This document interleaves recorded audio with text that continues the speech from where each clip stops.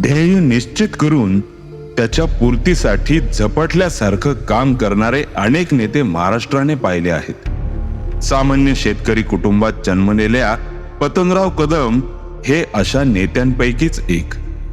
भारती विद्यापीठाची स्थापना आणि विविध विद्याशाखांचा विस्तार करून त्यांनी शिक्षण क्षेत्रात घट्ट पाय रोवलेले आहेत. विद्यार्थ्यांच्या शिक्षणाच्या सोयीसह अनेकांच्या रोजगाराचा प्रश्नही पतंगरावांनी भारती विद्यापीठाच्या माध्यमातून मिटवला. राजकारणातही घट्ट पाय रोवून उभ्या असलेल्या पतंगराव कदम यांचा विधानसभेच्या एका निवडणुकीत पराभव झाला होता, तोही पोस्टल मतांमुळे. केवळ 86 मतांनी पतंगराव कदम त्या निवडणुकीत पराभूत झाले होते. काही दिग्गज राजकीय नेत्यांनाही त्यांच्या कारकिर्दीत पराभव पत्करावे लागले आहेत. निवडणुकीतील पराभवाचा विचार केला तर अलीकडच्या काळातील पहिलं नाव डोळ्यांसमोर येतं ते माजी मुख्यमंत्री विलासराव देशमुख यांचं. तो पराभव त्यांच्या राजकीय कारकिर्दीचा अंत ठरला नाही, तर त्यांची राजकीय कारकीर्द त्यानंतर खऱ्या अर्थाने फुलायला सुरुवात झाली. 1995च्या पराभवानंतर विलासराव देशमुख 2 वेळा मुख्यमंत्री बनले. या यादीत दुसरे नाव येते ते माजी मंत्री पतंगराव कदम यांचे. पतंगरावांचा 1980 मध्ये हा पराभव पोस्टल मतांमुळे झाला होता. पराभवानंतर त्यांची ही राजकीय कारकीर्द फुलली, मात्र ते मुख्यमंत्री पदाला गवसणी घालू शकले नाहीत. पतंगराव कदम हे काँग्रेसच्या आणि महाराष्ट्राच्या राजकारणातील मोठं नाव. त्यांचा जन्म सांगली जिल्ह्याच्या खानापूर तालुक्यातील सोनसळ येथे 8 जानेवारी 1944 रोजी झाला. बिकट आर्थिक परिस्थिती असलेल्या शेतकरी कुटुंबात त्यांचा जन्म झाला. भारती विद्यापीठाच्या माध्यमातून पतंगरावांनी राज्यातच नव्हे तर देशभरात शिक्षण संस्थांचं जाळं निर्माण केलं आहे. कोणत्याही प्रकारचा असा वारसा नसताना, आधार नसताना पतंगराव कदम यांनी शैक्षणिक क्षेत्रात केलेली ही कामगिरी डोळे दिपवून टाकणारी आहे. राजकीय क्षेत्रासह शैक्षणिक आणि सामाजिक क्षेत्रातही पतंगराव कदम यांचा नावलौकिक आहे. सोनसळ या पतंगरावांच्या जन्मगावी 4थी पर्यंतची एक शिक्षकी शाळा होती. पुढील शिक्षणासाठी त्यांना शेजारच्या शिरसगावच्या शाळेत प्रवेश घ्यावा लागला. यासाठी त्यांना दररोज 4 ते 5 किलोमीटर पायपीट करावी लागत असे. कुंडल येथील एका निवासी शाळेतून त्यांनी मॅट्रिक पर्यंतचे शिक्षण घेतले. या दरम्यान ते क्रांतिसिंह नाना पाटील बोर्डिंगमध्ये राहिले. मॅट्रिक पास होणारे पतंगराव कदम हे त्यांच्या सोनसळ गावातील पहिलेच विद्यार्थी होते. याचा उल्लेख ते आपल्या भाषणांमध्ये नेहमी करायचे. पतंगराव कदम यांचे वडील श्रीपतराव कदम हे शेतकरी होते. त्या काळातही त्यांना शिक्षणाचं महत्त्व कळलेलं होतं. आपल्या मुलांनी शिक्षण घ्यावं आणि देश समाजाची सेवा करावी असं त्यांना नेहमी वाटत असे. त्यामुळे श्रीपतराव कदम यांनी आपल्या सर्व अपत्यांच्या शिक्षणाची काळजी घेतली होती. मॅट्रिक झाल्यानंतर पतंगराव यांनी शिक्षणासाठी सातारा गाठलं. तेथे त्यांनी रयत शिक्षण संस्थेच्या शिवाजी महाविद्यालयात प्रवेश घेतला. कमवा आणि शिका या योजनेत भाग घेतला. याद्वारे त्यांनी स्वतःच्या शिक्षणाचा खर्च त्यांनी स्वतः काम करून भागवला. कर्मवीर भाऊराव पाटील यांनी सुरू केलेल्या या शिक्षण संस्थेतून त्यांना सामाजिक कार्याचे धडे मिळाले. महाविद्यालयीन जीवनातच त्यांच्या सामाजिक जाणीवा प्रगल्भ झाल्या. पतंगराव कदम हे 1961 मध्ये पुण्यात आले.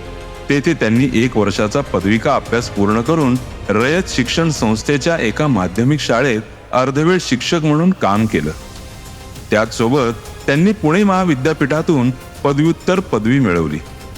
1980च्या दशकातील शैक्षणिक प्रशासनातील प्रशासकीय समस्या या विषयावर त्यांनी शोधप्रबंध सादर केला.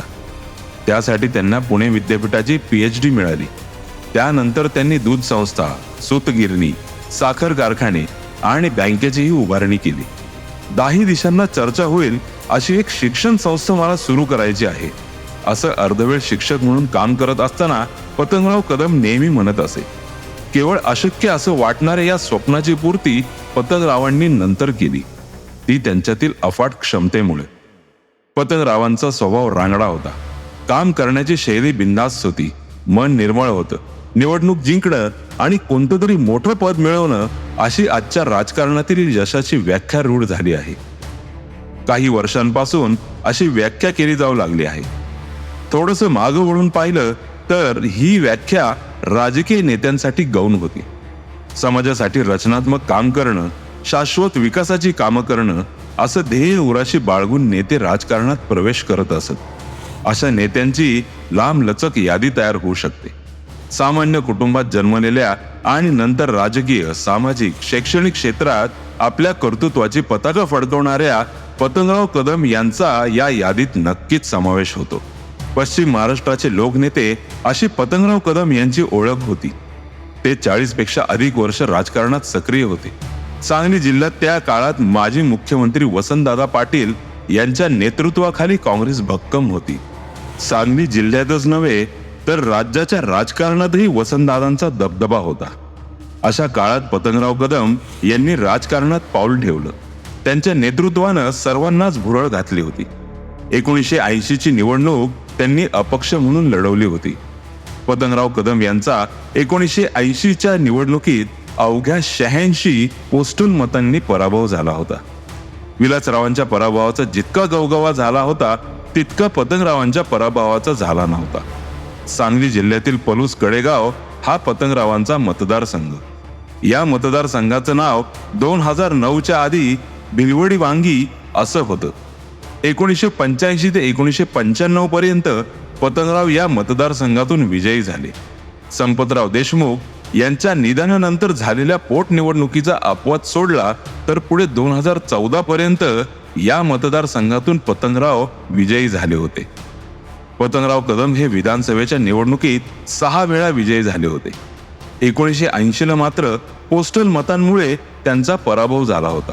संपतराव चव्हाण हे 1978 मध्ये काँग्रेसच्या उमेदवारीवर पहिल्यांदा आमदार झाले होते. 1980च्या निवडणुकीत मतदारांमध्ये त्यांच्याबाबत प्रचंड नाराजी होती असं सांगितलं जातं.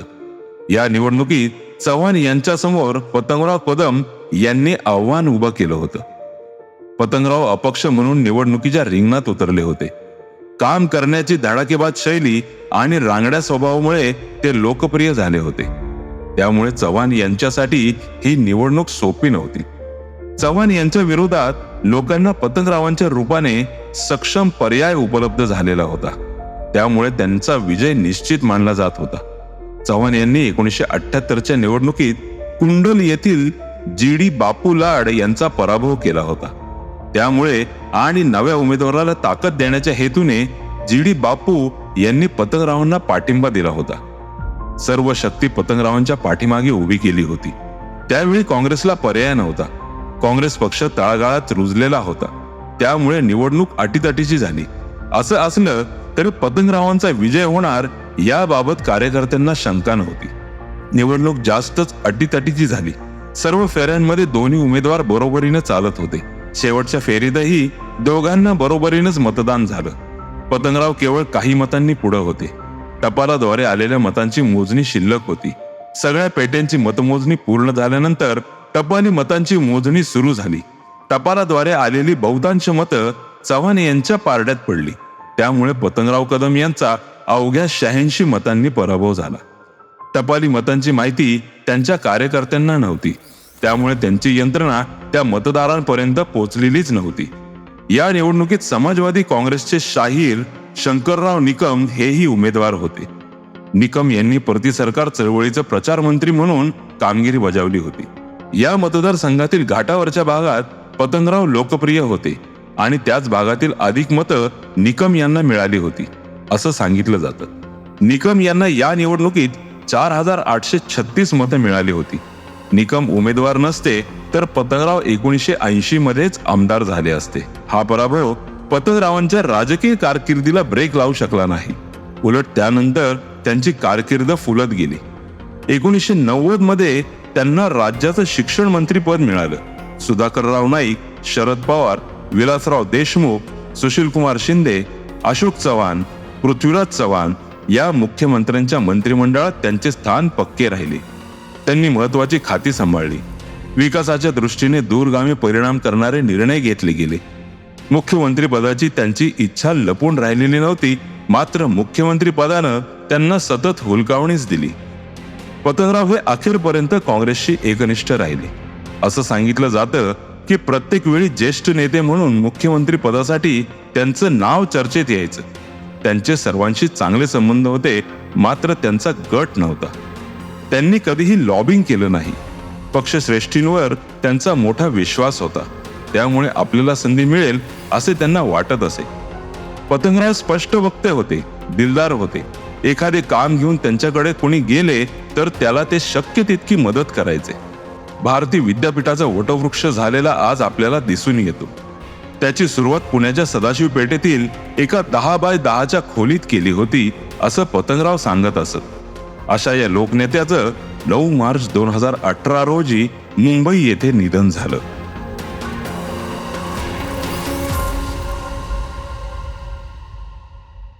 हा एपिसोड ऐकल्याबद्दल धन्यवाद. या एपिसोडची स्क्रिप्ट सरकारनामा टीमने तयार केली आहे आणि मी आहे तुमचा निवेदक परेश शिंदे.